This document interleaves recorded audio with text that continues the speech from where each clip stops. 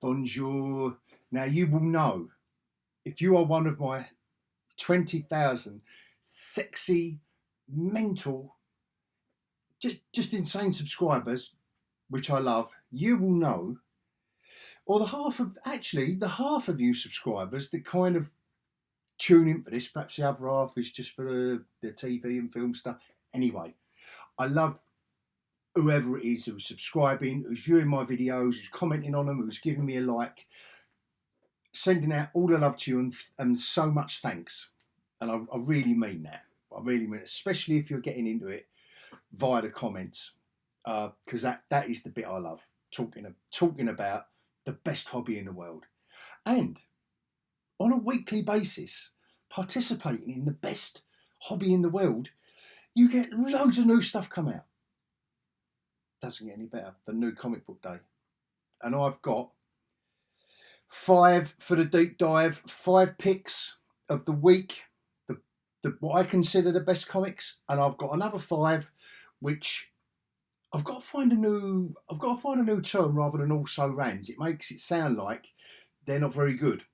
But I've bought them and I'm still recommending them. But maybe it's something that I've reviewed before and you don't want to see another deep dive, or it's a slower story and it's just, panels of talking and, great dialogue. But anyway, so first up, Tenement. Now I think I might have done issue 1 of this, or I might have mentioned it as another great story from Jeff Lemire. And Andrea Sorrentino's artwork in this has been spot on as well to suit the storyline as part, and I think it's all part of the Bone Saga mythos, whatever it's called, the Bone Trilogy mythos. What is it he's calling it? Oh, something to do with bones and mythos. Anyway, and I've been enjoying it. Don't get me wrong, I have been enjoying it. Now, the reason I put it in this week is there is some beautifully, supernaturally creepy artwork in that I want to show you. Normally, I don't do the deep dive on that because it's obviously a lot of dialogue, and then you get a crow looking over there, and then a couple of pages later you get a dark corridor. So there hasn't been a lot very, very exciting to show you guys on a deep dive, but this month there is for that one. Out this week, Flash, and I am a born again DC fan. Been picking up a lot more DC books. This is part of Dawn of DC, so I'm liking the new start, and I can get into some decent comics, of which this is one. I really did enjoy that as an issue 1. Now, I did have my doubts about Daredevil. If you harken back to my issue 1 review, particularly the artwork, I don't know if it's the artwork's growing on me, but I will say the storyline is picking up pace. I can see now where it's going, and we're only 2 issues in, so I'm really pleased that this has picked up the pace. That issue 1 was a bit, and great to see John Romita Jr.'s artwork. Scott Hanna, is it? Yeah, Scott Hanna doing the inks on it. That has really calmed down his artwork. John Romita Jr., I've been a fan of his forever. But recently, some of his artwork, particularly on Spider-Man Amazing Spider-Man before I dropped it, was getting very, very sketchy. A bit like that phase that Frank Miller, well, actually, he's in it, isn't he, Frank Miller? Anyway, enjoyed it, issue 2. And got to, this was Mark Waid. I don't know if there's any other writer in the business who is having as much fun as Mark Waid with this comic book. And while he's having fun, so am I. Thoroughly enjoying that. But having said that, the book of the week, another Mark Millar. Or Miller. This is a mad bonkers. Just look at the cover. Hit girl, new villain, dinosaur. Job done. He's gone. he's gone for it. He's gone for it in big game. And I know I'm, probably towards the back of the queue, queuing up to praise this book. You've probably seen 1,001 people online saying how good this book is. But I want to deep dive into that because some of Pepe Larraz's artwork in that, some splash pages and stuff, is beautiful. Absolutely. And combined with Mark Millar's cracking storyline. Talk about get on with it. He's crammed into 4 issues of comic book. So much story content. It's unbelievable. With minimal dialogue, maximum action. Yeah, he's done it. He's done it. I've got to give him that. And I don't like everything Mark Millar does. He's not someone that I can say up to a point with Alan Moore. I just buy everything he wrote, and I'm there. Actually, I can't think of a writer that I would. Anyway, stay on track. And the other 5. So I'm going to do a deep five on those dives. A deep dive on those 5. Show you some of the glorious artwork inside and go through a little bit of storyline more in depth. This continues to be a good read, but all I will say is that considering he's been around for 850 issues, they could have done a bit better. This reminds you of Marvel with Captain America a year or 2 ago when it was one of his anniversaries. And you think to yourself, wow, 850 issues the character's been around for. And yeah, they give us an oversized issue. Just of the current storyline bouncing around. But nevertheless, the current storyline with Chains. There's this new villain called Chains that Luthor has had in prison for years and years, and Superman lets him free, lets him out. So, I mean, I've got to admit that's a nice also ran. Rumpus Room, very intriguing. AWA always do a nice, a decent, and like I say, you maybe if you're not a floppy fan or you're not as mad a collector as I am, you just wait for they always manage to do a cracking graphic novel in any of the storylines they do. This would also make a great. This was the last issue of this. Andolfo's artwork in this and designs and Sean Murphy's storyline. I just enjoyed this kind of Batman Beyond tale. Thoroughly enjoyed it. That was the last issue. Book 6, Black Label. Recommend that if you want to pick that up in graphic novel format. And again, there was a guest artist on it that kind of it wasn't bad art, but the storyline is still great. It's still absolutely great. From what's his name? Kennedy Johnson. Warren Kennedy Johnson, is it? Philip Kennedy Johnson, sorry. Travel Foreman, guest artist on this issue. It wasn't like crap. It wasn't crap's artwork, but it wasn't the best. But nevertheless, the storyline is continuing in that horror. It's in the Marvel horror category now with this, and I'm loving it. Just complete change, really, for Incredible Hulk. And as part of the Marvel horror line, this was a good read. Just short stories. One short story. There's a WandaVision story, a Daredevil story, Deadpool. There's just Crypt of Shadows. It was a very intriguing, as an anthology. I do enjoy an anthology. I've got to admit, I really do. So yeah, that was one for me. Another recommendation, just a one-off.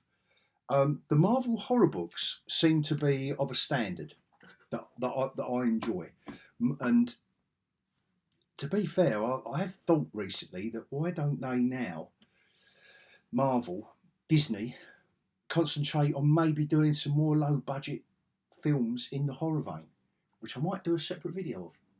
But that's not why you're all here. You're now all waiting for me to do a deep dive on the top 5 and also choose the cover of the week. And the cover of the week, you know, you've got to imagine we're back in, we're 6, 7, 8, 9 years old. The Spinneracks. And we've got to choose a book with our pocket money. One book. And it's the cover that draws you in as you're spinning it. Yes, we're going to have a look inside, but it's going to be that cover that grabs us first. So, we're going to do the top 5 and then cover of the week, which I'll just have a little bit of fun with it. Well, I have a little bit of fun with it all, really. So, please join me after the scroll to have a look at these bad boys.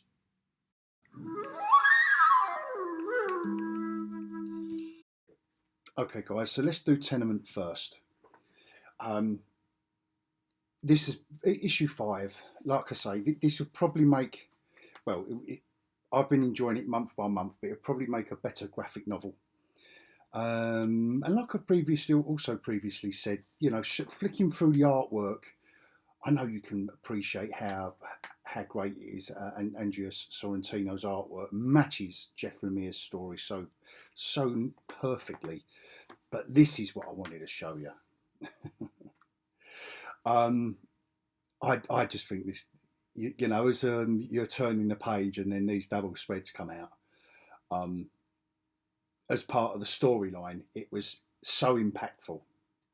It was creepy, jarring, and then you're back to, you know, panel by panel again, which is, you know, I don't know what kind of photo realism he does. These are obviously people, you know, modelling this in real life and that, you know, which it does suit this storyline. I've got to admit, I don't like seeing it too often. And then the flourishes again. But there was just one more flourish. Stuff like this, look, this is great. In amongst, you know, just the more you stare at this double page, the more it kind of draws you in. I just wanted to look, as part of this horror storyline, that's the boy whose kind of character we're following through the story. Thought this was really, really nicely, you know, just an issue worth showing you. Look, this again, nice, beautiful design. The starkness of these panels, you know, kind of.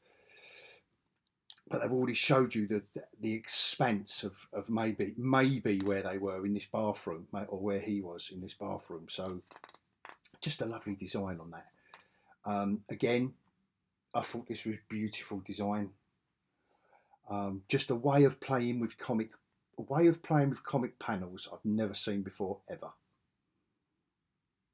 before. Love it.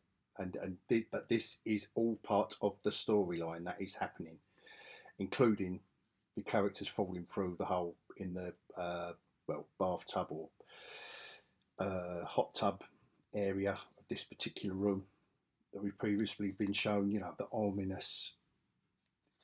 You know, look, the trees. And like I say, there's something to spot. The more you look at them.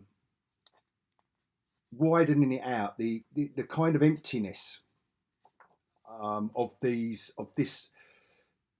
isolation that this artwork conveys, I thought was beautiful. Just top marks. Top Lanier's character that's back from but that will be a great graphic novel. That's probably like the AWA stuff, like that Rumpus Room, and most of the independent stuff. That I don't blame them for making it suit a graphic novel format, because they know there's more longevity in it, and non-comic nutters like myself are more inclined to buy the odd graphic novel if it's a decent storyline. Can't get more classic than this, can we? Dawn of DC. I don't know nothing about Jay Garrick. Yes, I've seen the character around. That's his daughter. They tell us that on page 1, which I love, called The Boom. We're in Keystone City in 1963, and then it all goes wrong. They're on a mission. It all goes wrong. The dam bursts. He just about saves the day. And again, another solid art job by, sorry guys, you know what I'm like, Diego Olhog. God, geekyOlhog. I hope I've got his name right. You know, I don't mean any offence when I get these names wrong. I'm just useless. But he saved the day back in 1963, but at what cost? Aha. So this is them. That was Jay Garrick, and his, I don't know if it was his wife then. Yeah, Joan. Anyway, this is Joan now, present day. And look who's turned up. As an age today. So, and obviously the story unfolds from there. I mean, obviously there's a massive Flash family now. I'm not sure if I'm the biggest fan of all that, but I do know that this was a decent read. And it's a shame that we kind of put off of a little bit, or for me, I'm just going to speak personally. When you see female characters in comics now, you kind of think they're going to go down that Captain Marvel or Ms. Marvel route that Marvel Comics have been so, or She-Hulk, where it's all about the most powerful woman in the whole universe and they're better than everyone else. So it's hard to get over that and just buy a comic that where you try it. You try it, and I'm glad I did. This is where, again, we're back to, these are superheroes. This is what we want. We want them dodging bullets and collecting guns and giving the bad guys over to the police. You know, there's a little bit of family grift here. You're going to need the soap opera to make this comic last, for at least its first 6, 8, 10, 12 months. And they introduced the bad guy. They've done it all. For me, they just succinctly nailed it all. Little bit of mystery, little bit of intrigue. Thoroughly recommend that. Jeremy Adams, the writer on that. Like I say, forgive me, I am unfamiliar with the DC stuff still, but I did enjoy that as an issue 1, and I just hope they do what DC have done and maintain the team. And I mean, they maintained the team on Daredevil for a while, didn't they, on that last series, which was good. It was just a great run. Saladin Ahmed. I mean, Aaron Kuder, artist, Jesus Aburtov, colours. Last month, on issue 1, I did say I wasn't so sure on the artwork, but I've got to admit, it's come together a bit now. You know, this is the stuff you buy Daredevil for. Even this stuff. I like the religious aspect of it. When Joe Quesada drew Kevin Smith's storyline, which they've borrowed heavily off for the Netflix Daredevil series. I like it, but they're setting it up nicely with him, with Matt Murdock as the priest, with this little group of kids that they're trying to, you know, they've got a sanctuary for, whatever you want to call it, for this guy. They really are laying down some intriguing, interesting foundations for the stories to come. Again, this is nice stuff. This is the stuff. This is all of the stuff we want. It is typical fare, but just put this is in the middle. This is just in the middle of the storyline. Act 2, little bit of action. Look, classic Daredevil.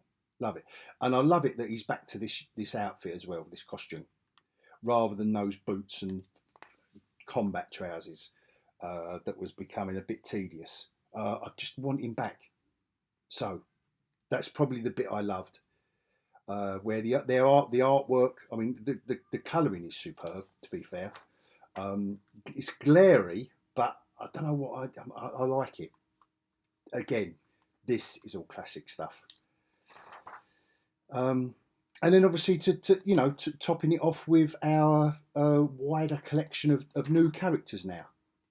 So yeah, and this character's being drawn in. You know, he's got Matt's interest, etc. So there's a lot going on in that second issue with a nice cover by John Romita Jr. So I thoroughly recommend that one, guys. So that's one horror, couple of superhero. Oh, it's going to be all superhero heavy now. Another DC. Can't believe that I've only got one Marvel in this week. But, you know, just a sign of the times. Like I said, I don't know if any of you remember Kingdom Come. I do.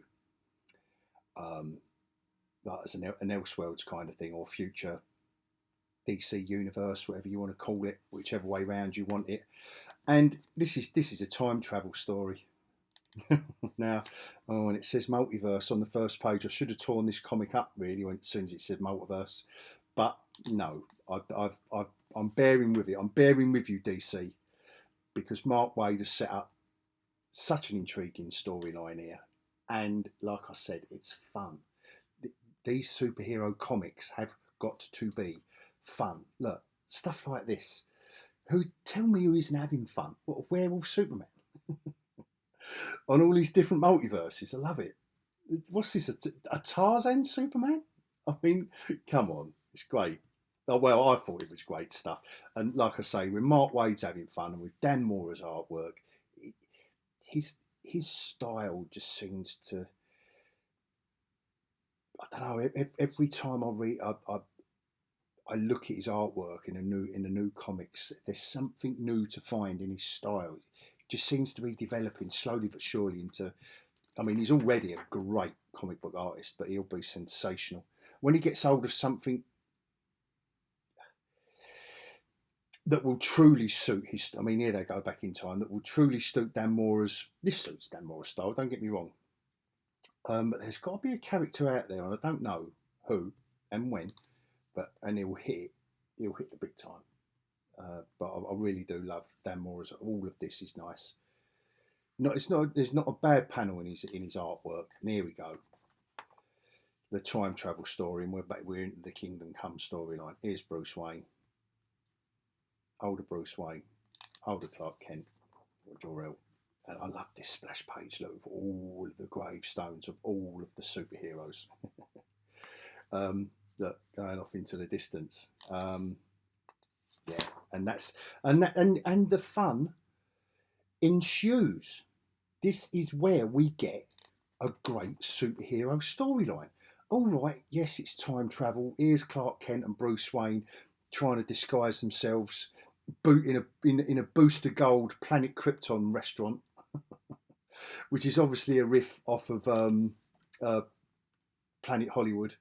They call it Planet Krypton. It's owned by Booster Gold, and they're undercover in the future. It's just a great. I don't know. I love it. It's just a great storyline. Here's downtown Metropolis. Here's some more action going on, and this ties into a character that they introduced in earlier issues. This Thunderman that she's looking for. It's one of Superman's quests that he promised a certain character in earlier issues. This World's Find. I won't show any more just in case it reveals spoilers. This is issue 20 now.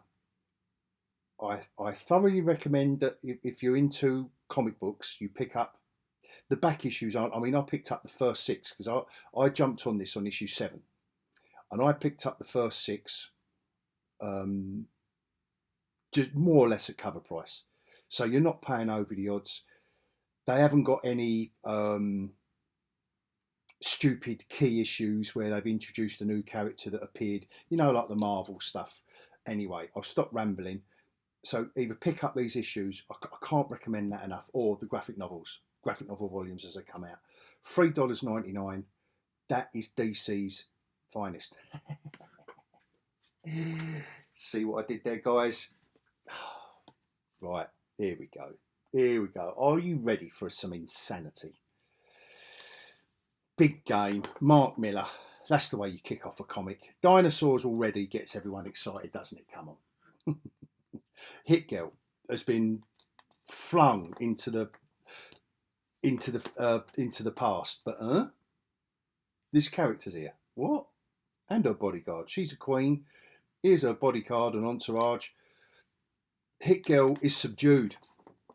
And taken to little pterodactyls flying around this futuristic city 65 million years ago. They're introduced to the big bad King Morax. And he's obviously, and he's talking about this being his homeworld, this being his planet.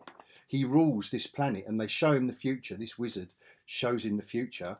Hit Girl turns up, and he says, "Oh yeah, in the future Earth, no one's ever heard of you," and that gets him pretty. I regret to say not a trace of you anywhere. On my own world. So he's, you know, he's not happy, old King Morax. Hit Girl, this is just bonkers stuff, this is. Even as she's, when you say the story out loud. Now here's the Queen looking at the daughter's bodyguard. Your wish is my command, Empress. By the way, sublime artwork by Pepe Larraz. Absolutely sublime. He gets the action right. He gets these moments right. He gets the costume designs right. A properly decent up-and-coming artist. But the bit I loved about this issue was the sci-fi stuff. You know, this is Thanos in disguise, don't get me wrong, I know that. But this is 65 million years ago. Now he's preparing the army. Hit Girl smuggles herself back aboard, and he's preparing the army. He's got enough energy to get them back to the future. From the suit that Hit Girl used, they've got, you know, the wizards figured out a way of getting the energy in. And then we're back to present day. And big spoilers, but I've got to show you these spoilers, guys. So please, if you haven't picked up issue 5 yet, please turn off now and go to cover of the week, because this is where they murder all of the superheroes. So you've got, I don't know what they're all called, Nightclub, Superior, Supreme, whatever he's called. Nemesis turns up, kills them all. Look, just in one go. Look, one panel, all done. That's what I mean about Mark Millar. This is, look how this storyline is thundering along. You know, Gibson turns up and does the rest. Look, he finishes the job. One of the Magic Order thinks about doing him in, but he's, you know, the other characters just talk her around and say, look, what do you think you're doing? Now that, as a comic panel, this is why this is comic of the week. And it is on the art. It isn't just on the artwork, but I absolutely love the sci-fi element of this. And look at this rip in time. And then, bang. I thought that was absolutely sensational. I like the designs of the ships. I like the way they've done it. Reminds me a lot of a Brian Hitch layout, say from the first Ultimates. But this isn't riffing off Brian Hitch. This is all Pepe Larraz. But I'm just saying the similarity of the widescreen scope of the sci-fi elements of this story. And I said spoilers, didn't I? So, and they've got this one strung up. This is the wizard that's got the power. And we've got one more issue. One more issue to wrap all that madness up. We started 65 million years ago. We're in the future where all the superheroes have been murdered. And they show you that in one panel in this issue. I just think it's nutty. And out of all of the characters, it's Hit Girl. The Hit Girl that's leading the way. So I'm going to leave that there for cover of the week, guys. This is the bit, you know, let's just have some fun with our pocket money. So we've got enough money for one, maybe two comics. But what is that? 100% this one were drawing me in, because you've got all of these characters in one book. And werewolves, you've got Man-Thing. I didn't, obviously, you don't realise straight away that that's Werewolf by Night, and that's another character who maybe I'm behind on the times. But certainly Wanda, Daredevil, Deadpool. And that was a funny story, by the way. Hulk, creepy, that's a cover. Another Hulk one, but that's got it all going on. That's definitely got it all going on. Rumpus, I just thought that was one madly insane designed cover. That for a horror, and is it a horror? Yeah, I suppose best described as a horror comic. There's a lot going on in that, but I think it does what what it's designed to do. World's Finest with all these characters on it. Even though I don't think there's a lot of Wonder Woman in that issue, is there? I don't remember. Only at the beginning, I think. Or do you see, yeah, you see, you know, a couple of the panels, you see like the future one. But that's just a great one. You know, if you're going to sell a Flash comic, you've got to have them in the electric and all that. Just quickly, I will say what a boring cover that is. I love John Romita Jr.'s artwork, and Scott Hanna's inks are really bringing out his art beautifully. But that is one boring cover for a superhero comic. Come on, guys. I mean, it's got to be better than that to sell a superhero comic. Honestly, it really has. That is, I've got to admit, totally unimpressed with that. I mean, I know there's nothing moving here, but at least they've got the old Superman with the grey hair, and they've got the Batman in his, you know, the future, the Kingdom Come setup, and Green Lantern. You've got Wonder Woman here, you know, the other Flash. Look, and you've got a few characters through the middle falling, because you know you just got to take it all in. What's this beam of light? Oh look! Oh my God! Look, it's got all the love it. That's how you do it. That's also how you do it if you're selling a particular type of comic. And I'm not saying that's the best one, but it's just that you don't really know that's Hit Girl, but you've got a girl, an alien, and a dinosaur. So that's why I thought that should be included. You know, that's very, very basic, but at least it's moving and it's got the kinetic energy or the electricity or the speed force, whatever you want to call it. That is purely in the horror vein. The Hulk fighting a monster. Just loads going on. Come on, this is how you do comic covers. Come on, we're selling the funny books, guys. But for me this week, I've got to say, beautiful. Lien Lionel Yu, as always, will always turn in a beautiful cover.